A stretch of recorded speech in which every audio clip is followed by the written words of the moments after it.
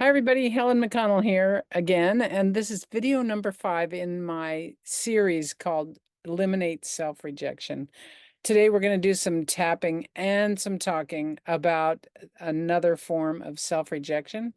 And the whole point of this series on eliminating self-rejection is to help you and me and all of us become aware of where we self-reject, when we self-reject, how we self-reject, just to grow that awareness so we can stop doing it.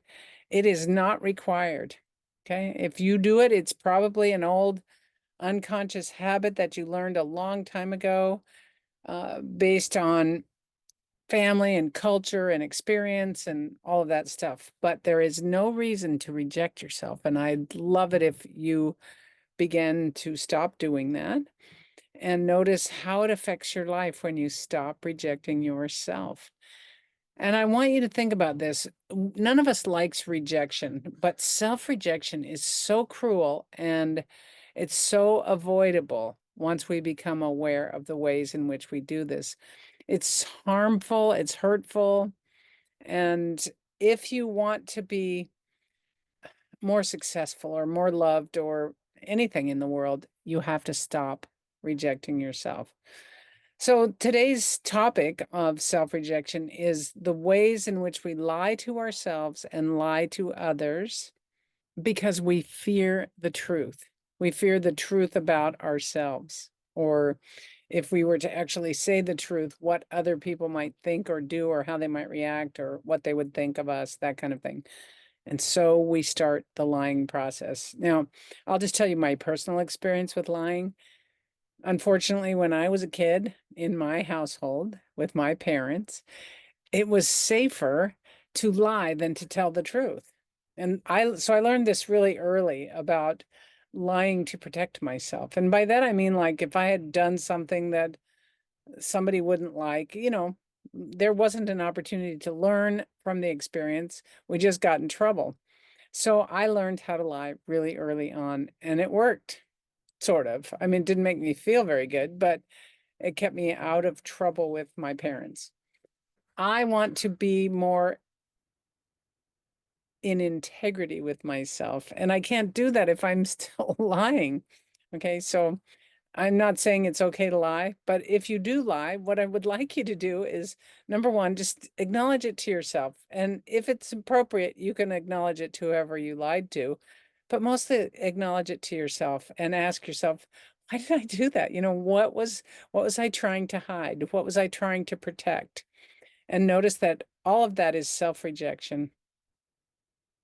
Because if we didn't need to reject ourselves, we wouldn't need to lie. Okay.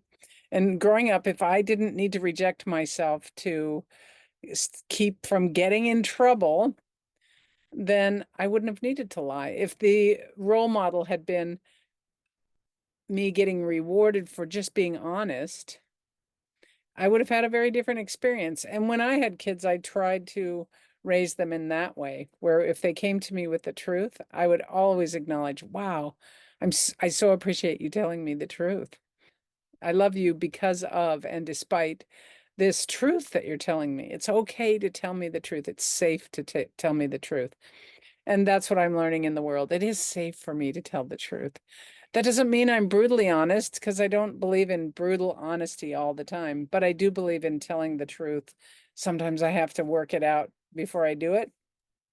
So let's do a little tapping. I just want you to notice the last time you lied to yourself. Maybe you said, I'm going to start exercising, knowing that you have had a difficult time exercising before. And even now, as you say it, you're thinking, I'm probably not going to start exercising, but we still do it.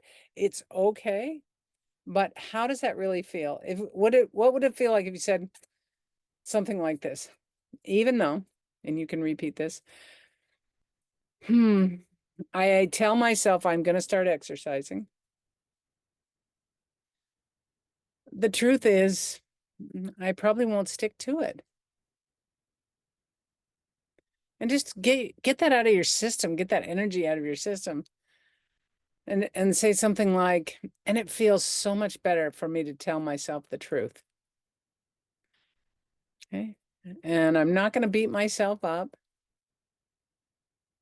but I'm simply going to acknowledge that I wasn't telling myself the truth. And I'm choosing to stop rejecting myself. All right, tap around the top of the head and say, I would like to start exercising. On the eyebrow regularly. Side of the eye. But I sense that I'm probably not going to do that. Under the eye. And that's based on the past. Under the nose. But as I go forward on the chin, I can choose to start anew. Collarbone, creating a new future for myself. Under the arm, finding new ways to bring my desire to exercise, top of the head, into reality. On the eyebrow, I would like to exercise. And if that's not true for you, don't say it. Side of the eye. But I've started and stopped a lot. I give myself permission under the nose to exercise a little bit every day. On the chin and work my way up to more exercise. Collarbone. More intense exercise. Under the arm as I go along. All right, now just take a deep breath there. And I know we were tapping about exercise, but we were also tapping about how we lie to ourselves. And that is self-rejection. So the best thing you can do when you find yourself rejecting yourself by lying to yourself or lying to somebody else, the best thing you can do is admit it. Admit it to yourself. Wow, I just lied to myself. And I wonder why I don't trust myself. So what if I could tell myself that I'll do my best to exercise? I know I have reservations about it, but you can write it down. You can make a commitment to yourself. You can do whatever you need to do. You can track your habits and create new habits. You can write about how it feels, journal about how it feels to actually do exercise, whatever exercise means to you. And also notice how much better you feel when you're having this new relationship with yourself that doesn't involve self-rejection. Exercise is a really good example because when we exercise, we're taking better care of ourselves. And I don't know, this is a really deep subject. So you can write down all the ways that you have tried to exercise and it's failed for you. You haven't failed. Just your thinking has failed. That's all. All right, I hope this was helpful. And there are several more videos in this series to come. Please subscribe to my channel and I look forward to seeing you soon. Feel free to put any comments down below about this series of eliminating self-rejection. Talk to you later. Bye.